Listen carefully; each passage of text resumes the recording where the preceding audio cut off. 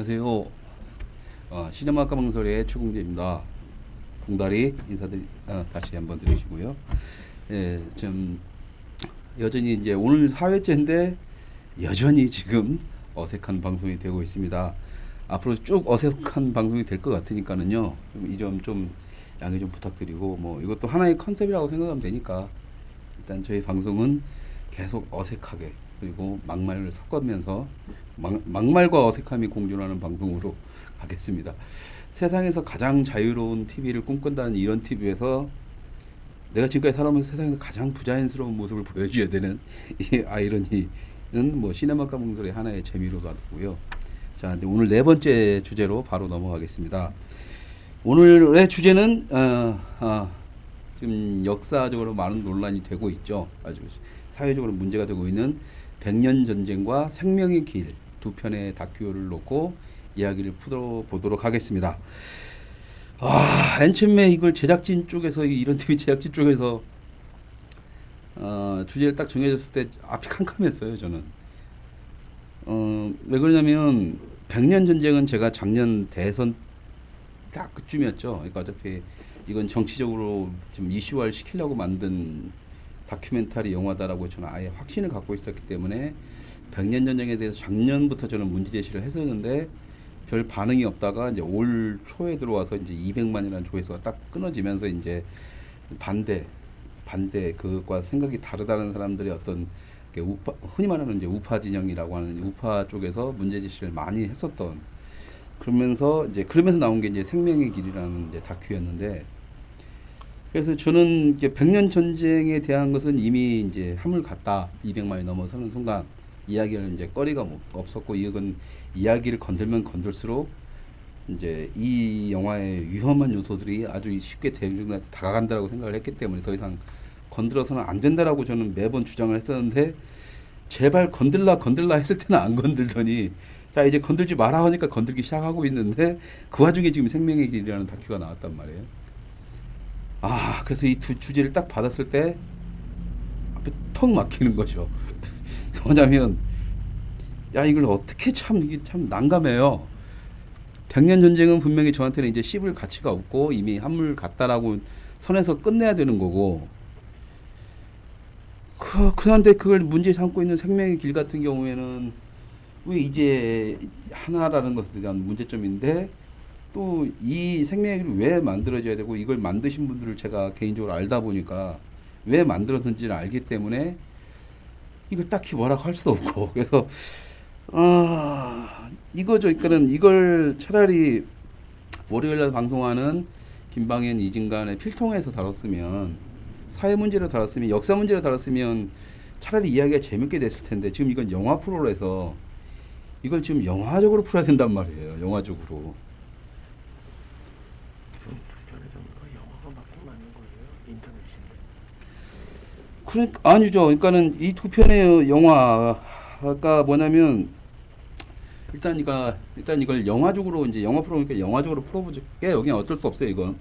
자, 그러면 이게 지금 봉다리의 질문은 이 두 편이 다 영화가 맞냐라고 했을 때 저는 100% 아니다라고 생각합니다. 그래서 지금 이 주제가 나한테 더 당황스러운 거예요, 영화적으로도. 어떤 개인적인 문제도 있지만. 왜 그러냐면, 일단 그 백년 전쟁은 영화적인 현실을 다 갖췄어요. 자신들의 주장을 하고 있고, 근데 생명의 길은 뭐냐면 백년 전쟁을 반론을 제기하거나 잘못됐다라고 따지기 위해서 만들어진 작품이다 보니까 이걸 영화적 완성도로도 약간 떨어지고, 그러니까 어떤 하나의 목적만을 가지고 그것이 대중을 대상으로 한 게 아니라 백년 전쟁이라는 다큐멘터리 영화 한 편을 대상으로 하는 거기 때문에, 이건 뭐라고 해야 되나, 시사 다큐? 영화라고 하기는 좀, 영화적인 형식은 좀 떠나서 시사 다큐나 어떤 이제 반론 영상 정도의 어떤 틀을 못 벗어났다는 거죠, 이게. 그래서 이걸 같이 놓고, 그럼 백년 전쟁도 그러니까 시사 다큐인데, 그러니까 이거죠. 그러니까 이걸 극장에서 상영할 수 있을 정도의 영화적 완성도를 가지고 있느냐 없느냐를 따져야죠. 그러니까 지금 이걸 영화 프로에서 이걸 다룬다라면, 제가 이걸 영화적으로만 다룬다라면, 백년 전쟁은 제가 봐도 다큐멘터리 영화적인 시선을 가지고 있습니다. 페이크 다큐멘터리. 아니, 그러니까 페이크 다큐멘터리 하더라도 페이크 다큐멘터리 하더라도 그것도 영화예요. 페이크 다큐도 영화의 한 장르입니다. 그러니까는 이게 뭐냐면 이게 좀 또 꼬이기 시작하는데 페이크 다큐, 그러니까 이것이 페이크 다큐냐라고 했을 때 저는 페이크 다큐라고 보지는 않아요. 왜냐하면 페이크 다큐는 사실적인 화면들을 가다가 가상의 뭔가 새로운 이야기를 만들어내는 거거든요.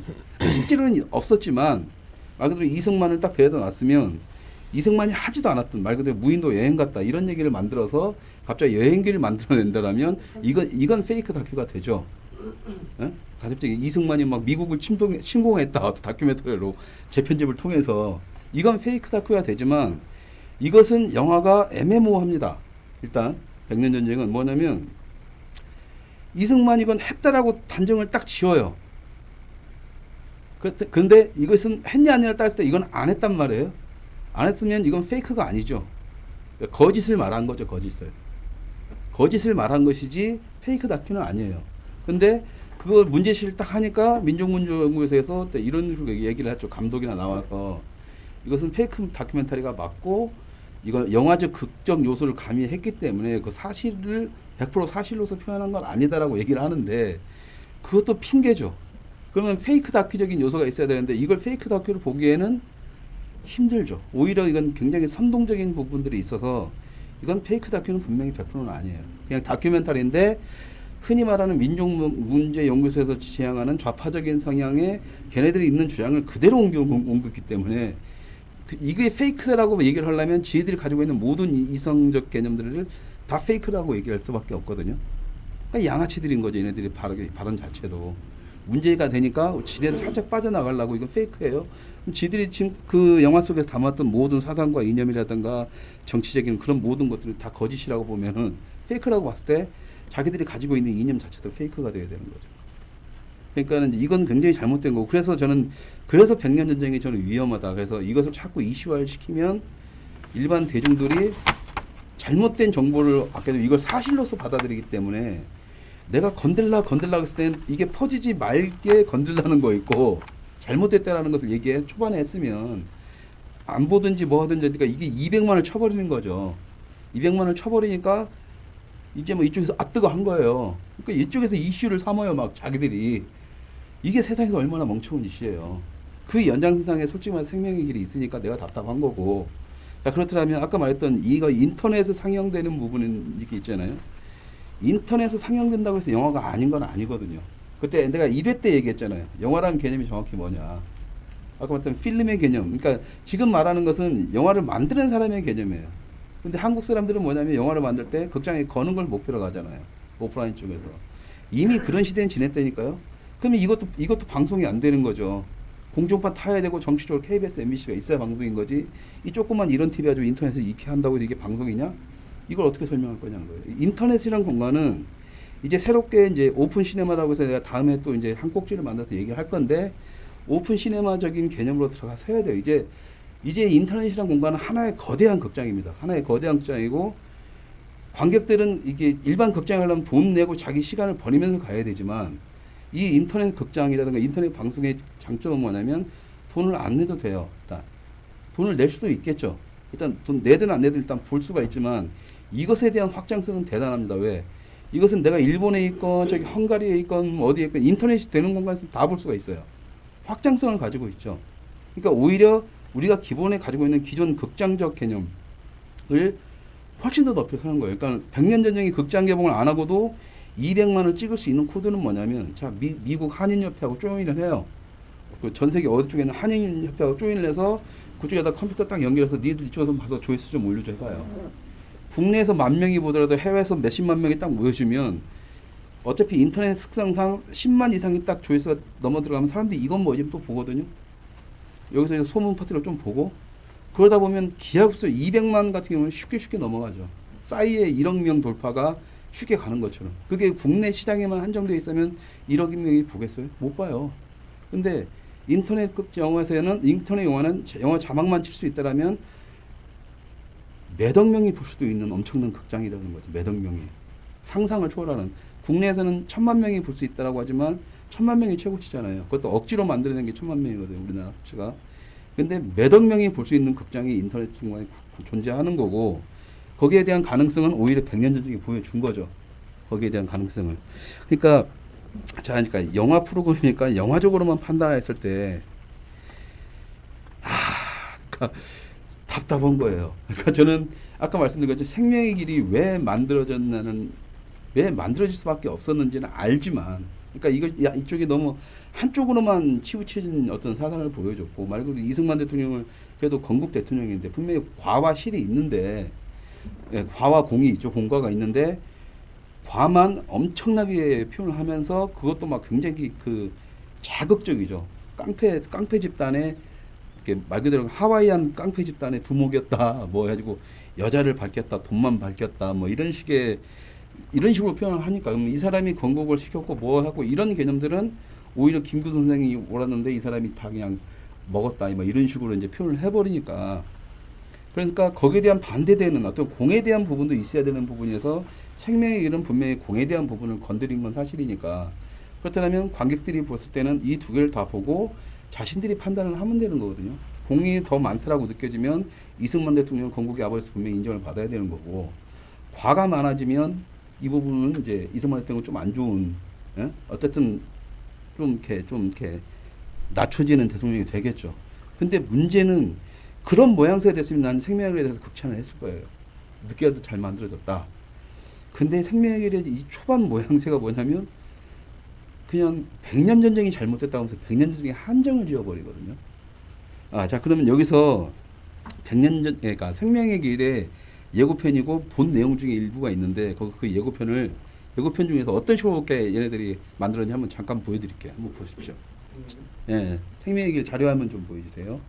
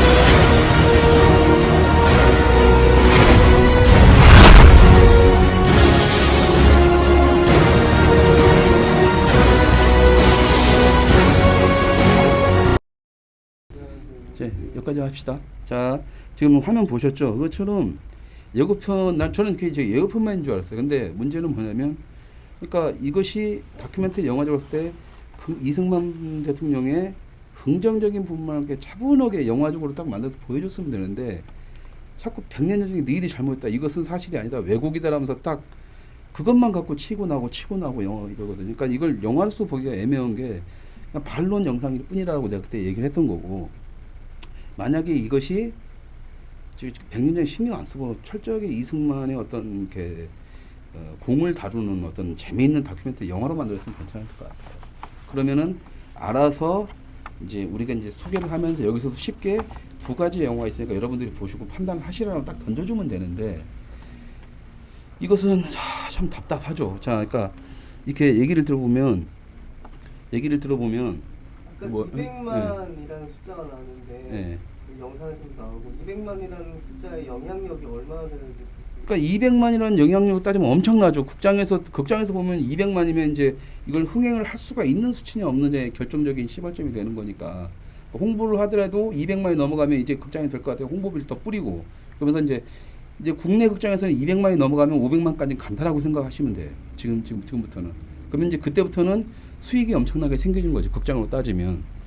근데 제 판단하기에는 그 200만 수치가 지금 가상의 수치라는 거예요.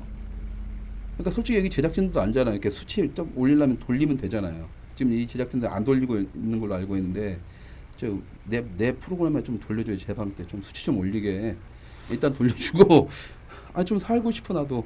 어쨌든 그러고, 그러니까는 이렇게 돌려서 만들어낸 수치죠. 왜냐면 이게 100만 이상 넘어가고 10만 정도만 넘어가도, 내가 몸 닦고 독립영화계 쪽에서 10만 정도만 나도 엄청나게 돼서 특필이 돼요. 근데 이게 100만이 넘어갈 때쯤부터 내가 인지를 했다라는 거고 200만이 넘어가서야 언론 플레이가 진행됐다라는 거예요. 근데 거기서 다큐멘터리 영화, 이 영화의 감독인 김지영이라는 감독은 내가 아무리 이 사람이 누군지를 찾아보려고 해도 붕다리 너도 찾아봤지. 아니 방송 당신도 찾아봤잖아. 없잖아요. 누군지 몰라요. 문제가 이 사람이 누군지. 그러니까 뭐 지금 이제 생명의 길처럼 전문 영화인들이 아닌 사람들이 만들 수는 있죠. 근데 이것을 200만까지 가려고 하는 힘의 수치, 힘의 균형이라든가 이런 부분들은 철저하게 누군가의 계산에 의해서 거기까지 올라간 거고 바보같이 이런 말 좀 미안하지만 정말 나는 바보 같다라고 하는 거예요. 왜? 200만 딱 찍었을 때 언론 플레이가 됐을 때 예, 소리 이제 여기선 더 이상 건들지 말라고 했는데 건들기 시작했어요. 그때부터. 자, 그렇다면 자, 흔히 말하는 우파 진영 사람들이 와서도 백년 전쟁을 봐요. 그전에는 안 봤는데. 봐요. 그러면 수치가 더 올라가잖아요. 지금 한 300만 넘었을 것 같아요. 이제. 그러면 나머지 100만에 대한 수치는 누가 만들어줬느냐? 생명의 길을 만든 사람들이 만들어준 거예요. 아이러니 해지는 거죠, 이게. 그러니까 그래서 나는 그러지 말라는 거였어요. 보지 말라는 거였고.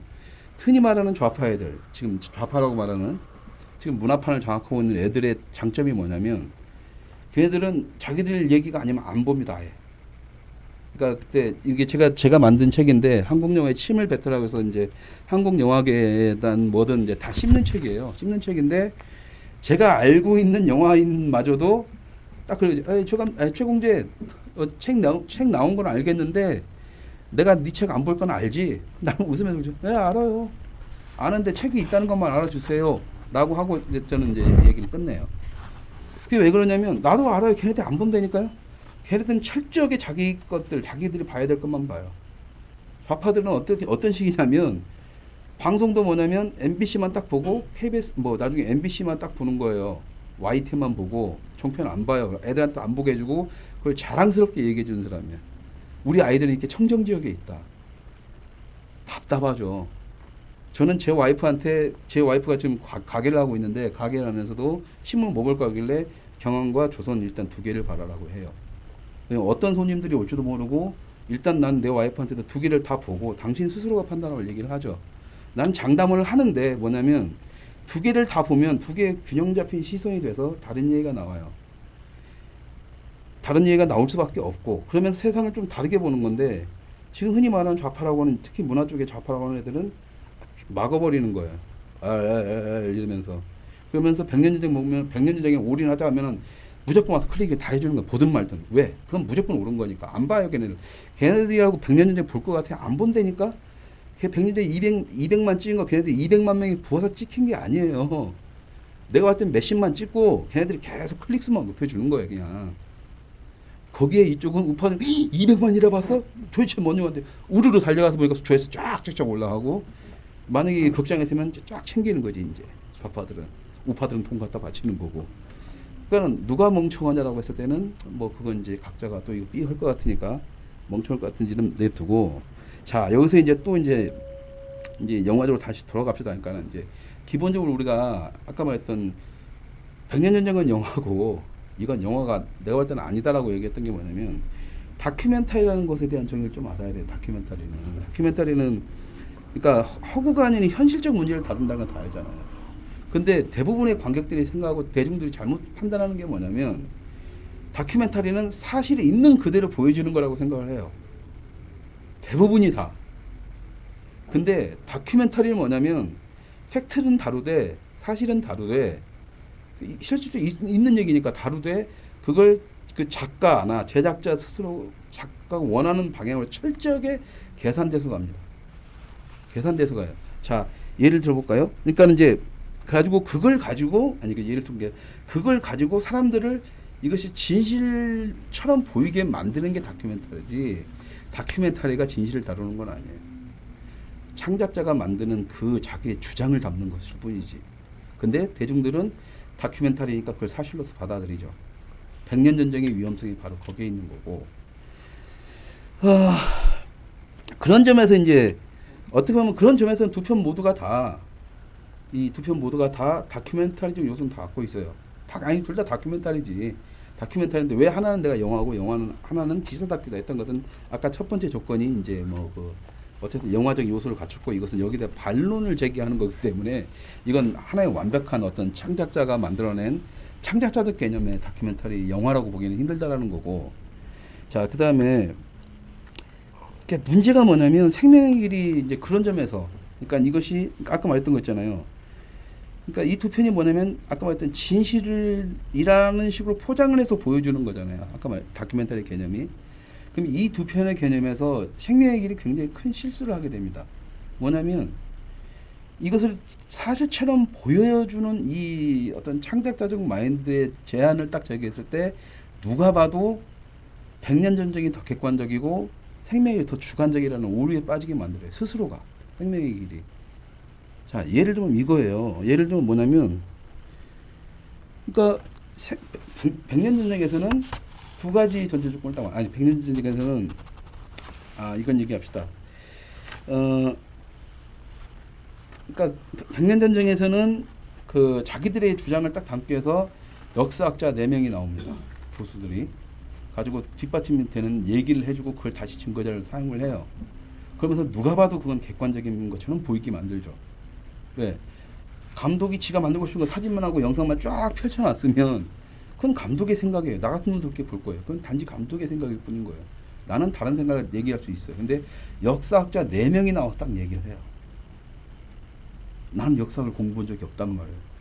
단지 알고 느끼고 있을 뿐이지. 그리고 나는 영화하는 사람으로서 좌우 양쪽에 모든 다른 얘기를 들으니까 다 듣고 있었던 사람이고. 근데 이건 대중의 시선에서 보자는 거예요. 대중적인 시선에서. 이 영화들을 보는 사람의 시선에서 봤을 때 생명의 길은 뭐냐면 계속적으로 반대 의견만 제시해요. 백년전쟁에. 그런데 누구가 객관적인 사람이 나와서 이 사람들의 이 영화의 얘기가 맞다라고 제시해주는 사람이 단 한 사람도 없어요. 처음부터 끝날 때까지 계속 백년전쟁은 잘못됐다라고만 깝니다. 아까 예고편 보는 것처럼. 근데 그게 영화 속에 또 그대로 나와요. 그러면 대중들은 뭐냐면 객관적인 판단을 자기가 객관적인 판단을 해야 되잖아요. 근데 한편은 객관적인 것처럼 보여져요. 한쪽은 지극히 주관적인 거예요. 그리고 관객 입장에서 이것은 자꾸 관객한테 얘기를 하는데 이것은 얘네들한테만 얘기를 해요. 그럼 관객은 누구 편을 들겠어요? 그럼 니들 얘기하세요. 이게 재밌어. 이렇게 가버리는 거예요. 그게 생명의 길의 한계인 겁니다. 관객들이 되게 디테일하게 이렇게 따져보지 않잖아요. 생각보다 되게 그렇죠. 단순하게. 대중들은 그러니까 문제는 뭐냐면 대중성을 어떻게 표현? 그러니까 이것은 뭐냐면 이제 이쪽에서는 뭐냐면 선동이라고 표현을 해요. 그걸. 근데 선동의 개념은 으쌰으쌰하는 거고 분명히 얘네들은 100년 전에 선동하는 게 맞아요. 근데 그 선동의 개념이 대중을 지향하고 있다라면 이건 굉장히 문제가 커지거든요. 자, 그렇다면 여기서 또 자료 영상을 하나 볼게요. 저기 저기 백년 전쟁의 오프닝 영상을 한번 보여주시죠. 처음에 시작 부분. 그래서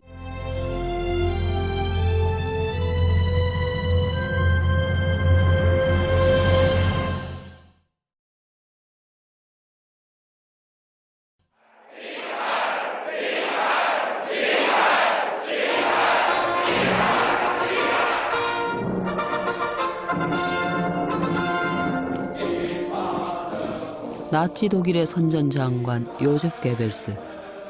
대중선동의 천재였던 괴벨스는 이렇게 말했다. 우리가 어떤 나라에 쳐들어가면 그 나라 국민은 자동적으로 세 부류로 나뉜다. 한쪽에는 레지스탕스들, 다른 쪽에는 콜라보들이 있고 그 사이에 머뭇거리는 다중이 있다. 그 나라 국민들로 하여금 자신들의 온갖 부가 약탈되는 것을 참고 견디게 하려면 딱 끊어주시면 돼요. 예, 자 보셨죠? 지금 이걸 딱 이게 바로 영화의 오프닝이거든요. 자, 딱 나오면 이제 독일 딱 나오죠. 그러니까 아니 얼마 전에 국민 TV 홍보물 봐도 그런데 참 재밌는 게 좌파라고 하는 애들이 내가 볼 때는 게 독일의 나치 괴벨스를 굉장히 존경하는 인물 같아요. 얘네들 말로는 이제 반대한다고 하지만 어차피 그건 좀 이따 얘기하고 나온 김만 얘기해버릴까요? 그냥 얘기를 하면 뭐냐면 흔히 말하는 이게 집단 체제를 선호하는 쪽은 좌파 쪽입니다. 그러니까 집단에서는 이걸 사람들을 끌어오기 위해서는 연결시키기 위해서는 걔네들이 선동 정치를 해요. 선전선동을 해요. 지금 북한에 이제 예전에 공산당 김일성, 김정일, 지금 김정은까지도 그래서 선전선동을 하는 거고. 근데 흔히 말하는 정치적으로는 우파 진영에서는 개인주의가 발달돼 있어요. 그러니까 이쪽은 선전선동 자체를 안 합니다. 그러니까 이쪽을 갖다가 괴벨스한테 매출을 시킨다는 그 자체가 말이 안 돼요. 실질적으로 괴벨스를 따라하고 있는 것은 우리나라의 좌파들이거든요. 낙곰수가 그랬고 지금 국민TV도 그럴 거고 민족문제에서 그렇지만 백년전쟁도 그래요. 그런데 얘네들은 자기들은 순수하다고 표현을 하죠. 왜? 그게 선전선동이거든요. 자, 얘네들이 선전선동을 어떻게 하냐, 이 오프닝만 보면 나오는데 독일군이 탱크를 밀고 쫙 들어옵니다. 그러면서 괴벨스가 딱 나오고 전쟁이 딱 일어나면서 세 파트를 나눠요. 아주 이렇게 외부의 적들이 딱 왔을 때 세 군데로 나눠진다 그죠. 하나가 레지스탕스 저항 세력, 그다음에 우리 민족들을 지키고자 하는, 우리를 지키고자 하는 저항 세력.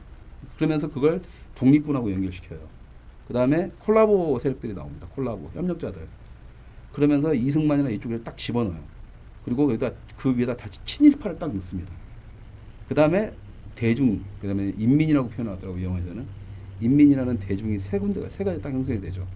그러면서 친일파 세력은 이 대중들을 갉아먹는 세력이고, 그럼 이 대중들을 안아야 될 게 누구냐? 같은 민족인 레지스탕스다.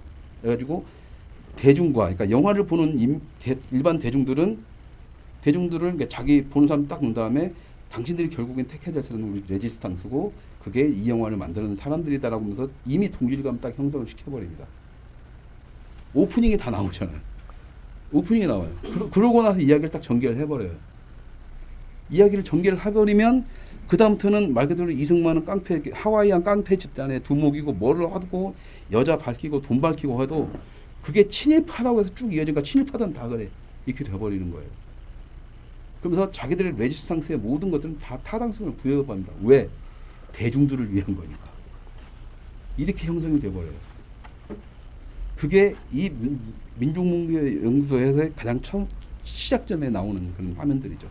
근데 그것만 했으면 상관이 없는데 쭉 가는 거 보면 얘네들이 뭐냐면 재밌잖아요. 영화가 일단 백년전쟁 재밌어요. 중간중간 딱 하면 대부 나오고 뭐 대부 음악 빠바바밤 딱 나오고, 나중에 보면 막 이소룡 아베고 이소룡까지 나와요. 이소룡까지 나온다니까. 이소룡이 그게 뭐냐, 당산대 아니 정무문 딱 나오면서 나중에 딱 발차기하면서 이제 일본군에 총 맞아 죽잖아요. 그 마지막 점에 딱 정지시켜 놓고 그것을 갖다가 일본군에 채용돼. 그러니까 그게 친일파랑 딱 자연스럽게 연결되죠. 그러면서 콜라보들, 그러니까 그 이승만까지 다 연결돼서 이소룡 같은 영웅마저도 죽이는 놈이 이렇게 표현을 되는 거예요. 자연스럽게 대중들은. 그럼 정무문이 한 장면을 떠올리면 마지막에 이소룡이 일본군하고 싸우면서 막 뛰쳐나와서 아베 하면서 딱 나가 다다다당 총쏘 나오면서 이제 끝나거든요. 바로 영화 속으로 매치가 되는 거예요. 일반 대중들은 다른 얘기 다 필요가 없는 거예요. 그 한 장면에 저 친일파 개새끼들, 일본놈 개새끼들 이렇게 돼버리는 거란 말이에요. 그걸 정확히 이용을 하죠. 근데 그걸 굉장히 재밌게 표현을 해요. 재밌게 표현을 하니까 분갈이도 재밌게 봤죠, 그거. 백년전쟁. 아, 재밌게 봤다고 했잖아. 나보고 재밌다고 했으면서. 그러니까 그렇게 재밌게 보이는 거예요. 근데 자, 생명이는 딱 보자고요. 백년전쟁 니들만 까는 거야, 지들만. 이건 잘못됐다, 이건 잘못됐다. 그럼 대중들이 딱 볼 때 딱 저 같은 경우 딱 느낀 거예요. 결국엔 지들 얘기인 거예요, 그냥. 그러니까 관객은 뭐냐면 이미 담 쌓아져 있다는 거죠. 이미 이제 백년전쟁을 보고 나서 담을 쌓아져 있는데 그 담을 부실 생각은 안 하고 저거 잘못했다고만 얘기를 하고 있으면 그 담이 부서집니까? 안 부서지죠. 그러니까 이 문제는, 그러니까 나는 답답한 게 뭐냐면 백년전쟁과 생명의 길이 싸웠을 때 가장 기본적인 부분은 문화전쟁으로 돌아갔어야 돼요. 문화전쟁의 싸움을 했어야 되는데 갑자기 이게 정치 논쟁으로 되어버렸어요. 이승만 건국의 아버지 뭐 그러면 친일파 나오고 빨갱이 공산주의 나오고 종북주의 나오고 개판이 돼버린 거예요. 지금 이게 건강한 좌우 대립이 아니라 이건 한쪽은 빨갱이지 한쪽은 뭐냐면 종북주의면 친일파 이렇게 돼버린 거예요. 그러니까 이건 오늘 이 방송에서 내가 이걸 못하겠다 온 게 차라리 필통으로 넘겼으면 거기서는 얘기가 된다고, 정치적으로는. 그러면 생명의 길 만들어진 목적이 형성이 되고. 근데 영화적으로 따지면 영화적인 문화전쟁의 대상은 대중이에요. 관객이고. 대중을 놓고 이 사람들을 어떻게 설득시켜서 이쪽의 문화를 새롭게 부흥시키냐. 그러니까 이 문화를 갖다가 이렇게 부흥시키려면 대중들, 소모하는 대중들이 있어야 되고 소비해주는 대중들이 있어야 되는데 없는 거예요. 근데 좌파에서는 문화는 전쟁의 그 뭐라 그러냐 선동 정치의 도구로서 사용된다라면 우파 전쟁의 문화 산업적 개념으로서 표현하는 새로운 이렇게 루트가 있단 말이에요. 근데 이걸 만들어 가야 되는데 생명의 길은 그 문화 산업적 개념의 어떤 그런 다큐멘터리를 만들겠다는 게 아니라 문화 전쟁은 아무 상관없어요. 말로는 문화 전쟁이라지만 문화 전쟁은 다 쳐쳐놓고 그냥 단순하게 백년 전쟁만 까대는 겁니다. 그러니까 좌파라고 하는 지금 민중 문정의 가장 큰 문제는 뭐냐면 아까 말했잖아요. 그러니까 특히 여기서 막 문제제시하고 언론에 서투러지니까 페이크 다큐라고 또 거짓말을 보내요. 그러니까 얘네들의 문제는 뭐냐면 흔히 말하는 문화판에서 문화의 전쟁 싸움에서 다 단점들이 있습니다. 좌파라고 흔히 말하는 이렇게 좌파 권력, 문화 권력, 지금 현재 문화 권력들은 뭐냐면 아주 미안하지만 소수의 몇 사람을 제외하고는 지들이 뭔 짓을 하고 있는지를 몰라요. 예? 그러니까 지들이 그냥 좋아 클릭하고 니들 건 무조건 안 봐 반대하고 왜 그래야 되는지를 몰라요. 자기들이 무조건 옳다고 하는데 지네들이 그러니까 진보라든가 그러니까 아유 꼬이는 막스주의라든가 레닌주의 책이라도 읽어본 놈들이 그런다면 내 일을 하지만 영화판에서 그런 놈 읽어본 놈 누가 있어? 없어요. 없는데도 그냥 우리 무조건 진보 좌파야 돼. 백년전쟁 무조건 클릭 안 봐요. 그냥 클릭해줘. 왜? 우리 편이니까. 저쪽은 나쁜 편이니까 무조건 안 봐요. 그러니까 자기가 지금 뭔 짓을 하는지도 모르고 하는 거예요. 그게 이 나라를 얼마나 말아먹는 거고 지 자신을 말아먹는지를 모르는 거죠. 오늘도 인터넷 보니까는 18대 대통령 뭐 대선 반대를 대선 잘못했다고 해서 유엔을 총원는데잖아요. 뭔 짓을 하는지를 모르고 그 지랄을 하는 거예요, 그냥. 소수의 어떤 아까 말했던 괴벨스 같은 놈들한테 쇠뇌를 당한 거죠. 본인들은 기분 나쁘겠지. 그러면 본인들 스스로 한번 생각을 해보라는 거예요. 지금 네가 뭔 짓을 하고 있는지 모른다는 거예요. 근데 우파가 또 잘못된 게 뭐냐면 자기들만 다 똑똑한 줄 알아요. 그러니까 자기들이 대중들한테 가르쳐줘야 된다는 착각에 빠져 있어요. 그러면서 또 얘네들 또 말로는 문화산업이나 자유시장주의나 경제주의로 봤을 때는 대중이 그러니까 잘 팔리는 상품이 옳고 대중이 옳다라는 논리로 해서 대기업의 어떤 이런 산업구조를 감싸고 들거든요. 대중들이 옳다라고 하면 대중들한테 맞는 걸 보여줘야지. 이 두 개의 영화를 딱 놓고 보면은 자, 백년전쟁은 300만 이제 찍었습니다. 장담하는데 생명의 길은 이쪽에서 으쌰으쌰하는 멤버들 따지고 10만 절대 못, 아니, 장담하는데 5만도 못 넘길 거예요. 아니, 5만은 넘기겠다. 5만은 넘기겠지만 10만까지도 못 갈 겁니다. 그건 내가 장담할 수가 있어요. 왜? 보는 놈만 볼 거니까. 이쪽은 안 본다니까요. 생명의 길, 야, 이거 무조건 반대라는 영화를 보지 마. 다 안 봐요. 그렇다면 얘네들이 300만 중에서 그렇게 지가 뭔 짓을 하는지 모르는 몇십만 명을 제외하고 보면 1, 200만 명이 누가 보느냐. 100만 명은 일반 대중이 본다고 쳐요. 나머지 100만 명은 이 멍청한 우파들이 보는 겁니다. 왜? 멍청한 건 아니지. 왜 그러냐면 우파가 그 논리로는 맞아요. 저걸 봐야 거기에 대한 반대 제시를 하는 거잖아요. 근데 아까 말했던 시장 경제라든가 문화 전쟁 안에서 보면 쟤네들한테 돈 주는 거라니까요. 네? 말 그대로 26년 봐야 욕을 하지. 맞는 말이에요. 20년 돈 주러 보러 간다고요. 근데 좌파 애들은 저거 20년 까는 영화야? 전두환 5만 원 영화야? 아예 안 봐버린다고. 저 영화 망하게 해버려. 일반 대중도 못 보게 해버리니까 망하게 해버린단 말이에요. 그러니까 우파가 제대로 자기들의 생명의 길을 관객들한테 백년전쟁처럼 보이게 하려면 자기들만의 롤을 만들어서 대중들하고 소통할 수 있는 걸 만들어야 되는 거지. 자꾸 백년전쟁 잘못됐어요. 이건 이게 아니라 해봤자 이제 이건 게임이 끝난 상태란 말이죠. 왜? 그렇다면 생명의 길을 이해하려면 다시 백년전쟁을 또 봐야 되는 악순환 형성이 되는데 백년전쟁 딱 봐요.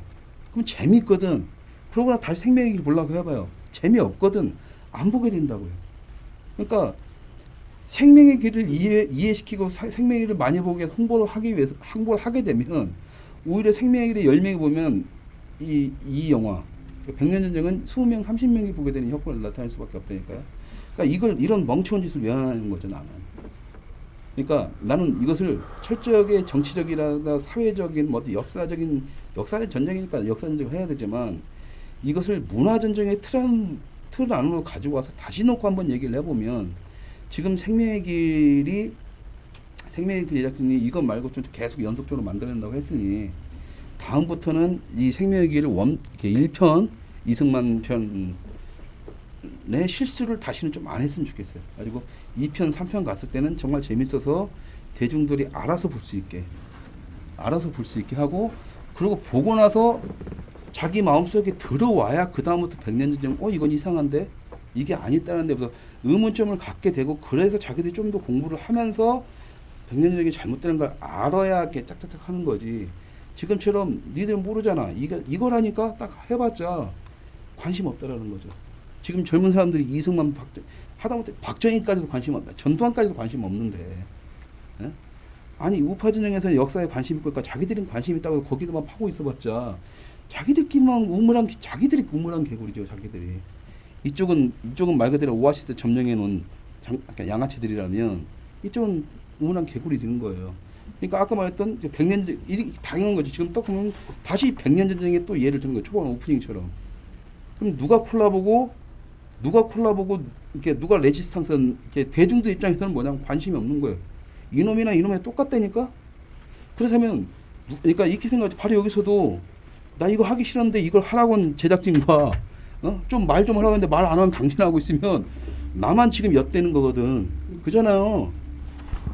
굉장히 어색해진 방송 되고 땀 흘리면서 막 나 혼자 이렇게 시부렁거려야 되고 이런 거란 말이에요. 보는 관객의 입장이 이렇단 말이에요. 그렇다면 내가 마음을 열게 하는 것은 두 사람의 몫이에요. 이쪽이 내 마음을 열게 해주면 내가 이쪽으로 가는 거고, 이쪽이 해주면 이쪽으로 가는 거거든. 나는 생명의 길을 만드는 제작진한테 말하고 싶어요. 정말 자신들이 옳다라고 생각을 한다면 나 같은 대중들의 마음을 열 수 있는 뭔가를 만들어내는 거지, 백년전쟁 갖고 깔라고 오지 말라는 거죠. 우파에서 항상 하는 얘기가 또 이게 있습니다. 잘 만든 영화 한 편이면 관객들이 찾을 것이다. 찾겠죠. 어떻게 잘 만들 건데? 좌파는요, 아까 또 영화의 역사를 잠깐 보려면 1970년대 후반부터 해가지고 그때 이제 대학생들 위주로 해서 그때부터 다큐멘터리, 장성국입니다. 다큐멘터리도 시작을 했어요. 그러니까 지금 이제 30년, 40년에 가까운 역사를 자랑한다. 그동안 싸워서 축적된 노하우가 지금의 백년전쟁, 내가 봤을 때 백년전쟁은 지금 어떻게 보면 정식 영화인들이 만든 게 아니에요. 딱 봐도 영화 같은 틀은 했죠. 근데 재밌게 만들고 영화 같은 틀을 갖춘 이유가 뭐냐면 기본적인, 말 그대로 기본 가오라는 게 있잖아. 기본이라는 게 있거든. 걔네들은 이제 맨날 걔들은 봐왔고 만들어진 걸 봐왔기 때문에 일반적으로 기본 노하우기 때문에 대충 만들어도 그 정도는 나오는 거예요. 대충 만들기 좀 아니지만 어쨌든 만들어도, 초짜가 만들어도 이쪽에서는 없어요. 그런 훈련된 게. 그렇다면 어쨌든 이쪽에서 전문 영화인들 교육을 받고 영화인들이나 다큐멘터리 영화인들 그런 데를 당연히 끌어와가지고 얘네들한테 막 이렇게 훈련을 시키고 만들겠다는 투자 개념으로 가야 되는데, 이런 애들 싹 상관없이 그냥 정치적인 목적을 가지고 있는 사람들이 작품을 만들기 시작하는 거예요. 영상을. 그러니까 당신 같은 이게 봉다리 같은 사람, 그래서 이 봉다리 같은 친구들이 영화를 하지만 이쪽으로 와서는 영화를 못하고 이쪽에 가서 자기 얘기를 하면은 이렇게 당하고, 그러니까 지금 봉다리 쓰고 나오는 겁니다. 자기는 이쪽 사람이고 싶은데 이쪽에서는 자기가 먹고 살 길이 없으니까 이쪽에서 남아 있어야 되니까 얼굴 숨기고 이렇게 살아가는 거예요. 자, 그렇다면 이거죠. 나는 뭐 생명의 길을 만든다는 분이 그분들이 잘못했다는 게 아니에요. 정말 제대로 되고 백년전쟁 같이 이것도 노하우입니다. 그러니까 전반적으로 문화 전쟁에서 이기려면 문화인들을 양성해야 되는 거지, 컨텐츠 따위 하나하나 따위는 소용이 없는 거예요. 이미 이쪽에서는 말 그대로 대기업 체제로 가고 있고 이쪽에서는 간의 수공업이라면은 게임이 안 되는 거죠. 최대한 빨리 이쪽에서 수준을 올리려면 그나마 있던 문화 인력들을 양성을 시켜야 되고 키워야 되는데, 이것을 자꾸 정치나 사회나 뭐 외적인 요소로만 하니까 문화 전쟁 시대에는 문화로서 얘기해야 되는데, 그 대척점에 지금 내가 봤을 때는 백년전쟁과 생명의 길이 있습니다. 영화적으로. 그러니까 제작진한테 부탁드릴게요. 이 두 가지 영화를 놓고 사회적이나 역사적인 어떤 논쟁을 원하면 필통으로 보내세요. 하지만 어차피 지금 와갖고 이걸 영화적으로 풀이한다라면 저는 지금처럼 그렇게 얘기할 수밖에 없어요. 생명의 길은 굉장히 잘못된 영화일 수밖에 없고, 아니 영화도 아니고, 나는 그 대신에 2편, 3편, 몇 편 만든다고 하니까 한 2편까지도 안 될 것 같고 3편부터는 제발 영화의 모습을 갖추고 대중들한테 가서 대중들을 설득하고 대중들의 마음을 여는 모양새의 작품을 만들기 바랍니다. 제가 하고 싶은 말은 그거예요. 그러니까 이거 간단해요. 그냥 백년전쟁이 재밌어요. 생명 얘기는 재미없습니다. 간단해요. 재미있으면 봐요. 아까 말했던 이소룡 나오고. 근데 더 웃긴 게 이소룡 나오잖아요. 이소룡 나오고 음악 따라라까 나오고 대부 쫙 나오고 딱 들어보면 나는 진짜 그거 보면서 이런 생각도 들었어요. 야, 쟤네들 저 장면도 어떻게 다 줬지? 저 장면 보면 돼도 상당할 건데. 근데 얘네들 그냥 공짜로 막 다 갖다 붙이는 거 아니야? 어차피 제가 풀어야 되니까. 나는 차라리 우파들이 그거 건드렸으면 좋겠어요. 저작권 주고 했는지 안 했는지. 그래가지고 이 새끼를 막 까버리는 게 낫지. 내가 봤을 때는 저작권 소송하고 뭐 그런 법률 자문들 이런 거 다 우파 성향이거든요. 왜 저작권 카피라이트이라는 자체가 약간 우파적인 거고 좌파는 카피 레프트이기 때문에 분명히 그냥 썼을 확률이 높아요. 그러니까 이걸 문제시하면은 백년전쟁을 인터넷에서 가처분 신청을 내릴 수가 있죠. 막말로 상영하지 마라 이렇게. 이건 웃긴 얘기고. 어쨌든 문화전쟁에서는 문화적인 코드로 싸워야 된다는 거죠. 아까 말했던 거 백년전쟁을 깔려면 그래서 저작권 문제를 까든가 역사 문제 까봤자 골 아파지는 거고. 그러니까 근데 왜 그렇게 할 수밖에 없냐? 몰라. 이쪽 문화 쪽을 몰라. 그게 답답한 거죠. 그러니까 이쪽에 얘기할 수 있는 건 딱 한마디예요. 얘네처럼 재밌게 좀 만들어요. 생명의 제작자한테 얘기하고 싶은 것은 백년전쟁처럼 재밌게 만들면 대중들이 본다니까요. 당신들이 우리한테 나 같은 문화인들한테 맨날 하는 얘기 있잖아요.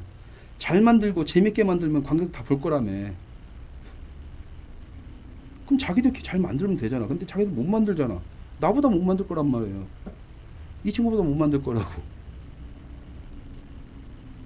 그런데 뭐냐면 이쪽에서는 뭐냐면 자기들 어떤 개인주의적인 거예요. 그러니까 이 사람들은 아까 말했던 백년전쟁의 단점이 뭐냐? 백년전쟁에서는 선전선동을 하면 확실히 맞고 아까 말했지만 괴벨스적인 행동은 오히려 이쪽에서 하는 거죠. 문화를 가지고 이용을 하는 거니까 영화를 통해서 관객들을 혼란시키고 빠지게 하는 거고 이쪽에서는 개인주의이기 때문에 선동 자체를 안 해요. 그냥 자기들끼리 가는 사람들이지.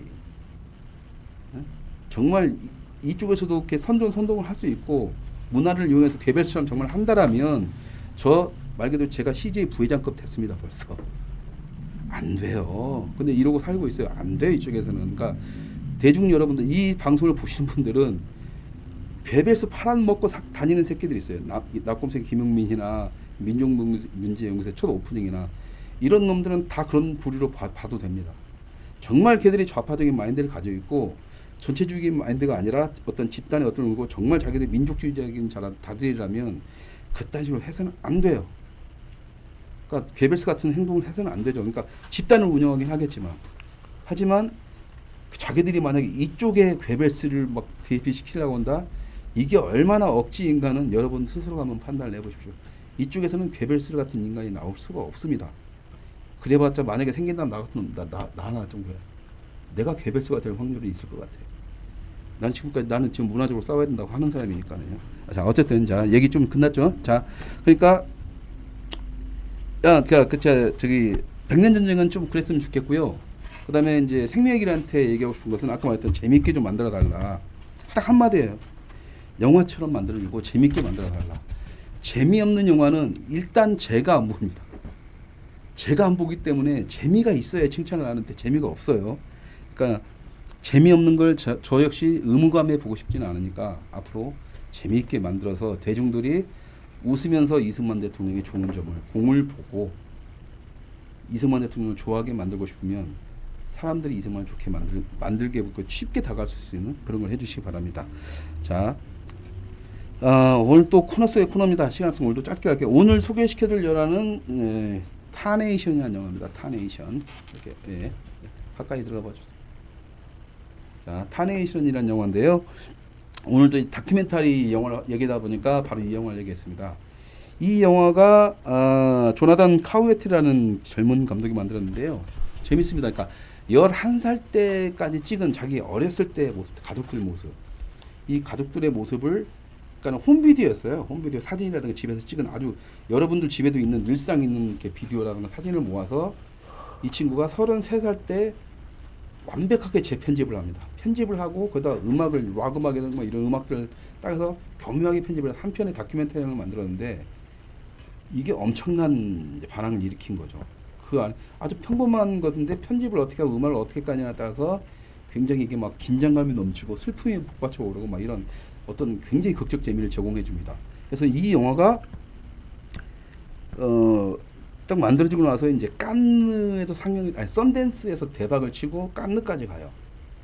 깐느까지 가고 그래서 이제 세계적인 배급망을 타고 전 세계 이제 배급이 돼서 영화가 상영이 됐죠. 근데 놀라운 것은 뭐냐면 이 영화의 순수 제작비가 그러니까 재료비는 자기 집에 있는 거 다 했으니까 순 제작비가 22달러, 우리나라 돈 25만 원입니다. 그러니까 편집도 집에서 자기가 그냥 한 거예요. 음악도 자기가 찍찍 만들어서 다 붙여놓은 거. 그랬는데 수익은 얼마가 났냐? 60만 불입니다. 60만 불. 70억 정도죠. 70억. 그러니까는 25만 원 가지고 70억짜리 영화 70억을 번 거야. 와, 이건 로또도 킬 못해. 25만 원 갖고 75억 번 거죠. 이게 문화 산업에서 이렇게 문화 전쟁에서 이길 수 있는 방법이에요. 문화는 자체가 고부가 가치 산업이기 때문에 내가 돈을 얼마를 투자했느냐가 중요한 게 아니에요. 그것이 얼만큼 부가가치를 올려서 얼만큼 수익을 내냐가 중요한 거고 이 전쟁인데 당연히 근데 기본적으로 미국의 그런 애들 조나단 카우에트 같은 감독이 나올 수 있고 어렸을 때부터 그런 마인드를 가지고 있을 거 때문에 많은 자금이 이제 투입이 돼야죠. 그 기본 바닥을 만들어야 되니까. 그래야 우리나라에서 스필버그 같은 조지 루카스 같은 이런 조나단 카우에트 같은 감독이 나오게 될 수 있는 겁니다. 아무런 지원도 없이 뭔가 거기서 나오길 바란다. 어우 아까 그 뭐냐 그 오키드 레드처럼 막 그 욕하고 싶다. 아 됐어요 이제. 그래서 그러고 나서 이 감독은 또 돈을 왕창 번 것도 부족해가지고 할리우드에 딱 진출해요. 바로 픽업을 합니다. 할리우드에서. 다른 사람 같은 경우는 한 편이나 두 편 계약을 해요. 내가 알기로는 박찬욱 감독도 한 두 편 계약을 한 걸로 알고 있는데 얘는 하지만 차기 작가의 계약을 딱 끝난 상태죠. 그러니까 얘는 무조건 이제 할리우드에서 먹고 사는 거 이제 가지고 다 망해도 죽을 때까지 먹고 살 수 있는 감독이 된 거예요. 지금 뭐 아니요 벌써 한 편 만들었어요. 근데 그 제목이 좀 까먹었고 이제 세 번째 보니까 인터넷상에서 조나단 카우에트나 타네이션을 검색해 보세요. 지금 만들고 있는 제작 중인 영화들 딱 뜨니까 자 이게 얼만큼 좋은 영화였었고 이 프로를 보는 젊은 창작자들 상업 영화만 꿈꾸고 영화제에서 상만 타려고 하는 젊은 창작자들한테 굉장히 반드시 봐야 되고 필견의 영화라고 난 주장할 수 있는 게 뭐냐면 그 구스반 산트 감독 유명하잖아요. 구스반 산트 감독 이런 말을 했습니다. 나는 글을 쓸 돈으로 영화를 만드는 시대 늘 그런 영화를 기다려 왔고 그가 내 앞에 나타났다고 하면서 조나단 카우에트를 극찬을 해요. 그러니까 글을 쓸 돈으로 영화를 만드는 시대가 왔다. 오길 바랬고 그걸 이 조나단 카우에트가 만들어냈다라고 얘기를 하죠. 흥분했죠 그냥. 그리고 뉴욕 타임즈는 그 올해 만난 가장 이상하고 흥미로운 영화라고 극찬을 했습니다. 그러니까 문제는 뭐냐면 돈의 문제가 아니고 아이디어의 문제, 아이템의 문제예요. 봉다리 도도그래. 지금 뭐 또 하나 만들어야 되는데 자꾸 돈이 필요 없다고 했잖아요. 그냥 카메라 하나 들고 나가자고 한 5분 정도 단편 만들자고 했잖아요. 결국에 이게 중요한 거예요. 아이디어가 중요한 거고 이 아이디어를 가지고 어떻게 승부를 거냐가 중요한 거라고 봐요. 남들이 안 한 얘기. 그런 얘기를. 그러니까 나는 생명의 길도 그렇게 만들었으면 좋겠습니다. 그리고 이 시청자분들도 생명의 길을 백년전쟁을 좋아하시는 분들은 뭐 어쩔 수 없지만 생명의 길을 좋아하시고 그런 영화들이 만들어진다고 생각하시고 그런 영화에 응원을 보내고 싶은 그 시청자분께서는 생명의 길 제작진들한테 그걸 요구를 하십시오. 그걸 그 새로운 걸. 그래서 백년전쟁을 뛰어넘는 노력을 하면서 이 작품을 만들어가야 발전을 하는 거지 백년전쟁을 기준점으로 놓고 그걸 까는 식으로 만들어가면 절대 아무런 의미가 없습니다. 저도 지금 이 방송 때문에 주제를 정해줘서 그렇게 해서 나도 봤지만 저는 예고편만 보고 볼마음이 뚝 떨어졌었거든요. 생명의 길을. 그러니까 다음에 예고편 때는 야 정말 보고 싶다라는 그런 예고편을 꼭 만들어주시고 작품도 그렇게 만들어주시고 그래서 제가 아는 분들이라고 했잖아요. 아까 초반에 그분들한테 가서 오늘의 방송을 제가 사주하기를 바랍니다. 죽겠다. 다음부터는 이 주제 이런 거 좀 정해주지 마요. 자기들이 감당 안 되는 거 나한테 주면서 하면은 내가 답이 안 나오니까 해주시고요. 자, 오늘은 이제 스승의 날입니다. 스승의 날입니다. 세상에서는 이제 많은 걸 배우죠. 많은 걸 우리가 세상에 나와서도 많은 걸 배우지만 기본적으로 초등학교 때부터 대학교까지 어쩔 수 없이 우리가 어렸을 때부터 성숙하게 인간이 되기 위한 조건 중에서 당연히 선생님들의 역할은 큽니다. 요즘에는 뭐 선생님들이 거의 인간 취급도 못 받고 있다고 하지만 최소한 오늘만큼은 그 지금의 선생님도 중요하지만 저기 그 전에 초등학교, 중학교 선생님한테도 어떤 안부 전화라도 한 통화 드리시고 또 사회에 나와서도 굉장히 큰 스승들이 계실 겁니다. 자기한테 인생에 많은 도움을 줬던 그분들한테 전화 한 통화씩 주셔서 스승들에 대한 고마움을 전하는 그런 뜻깊은 시간이 됐으면 좋겠습니다. 일단 다음 주에는 이제 좀 이제 가능한 한 정치 얘기 좀 안 하고 좀 이제 영화 얘기만 좀 했으면 좋겠어요. 다음 주에도. 근데 뭐 다음 주에 주제를 또 뭘로 정해질지 모르겠는데 다음 주에 또 이딴 거 정해주면 그냥 확 그래버리고 어쨌든 내일은 또 스포츠카 또 홍보해 줘야 되나요? 네.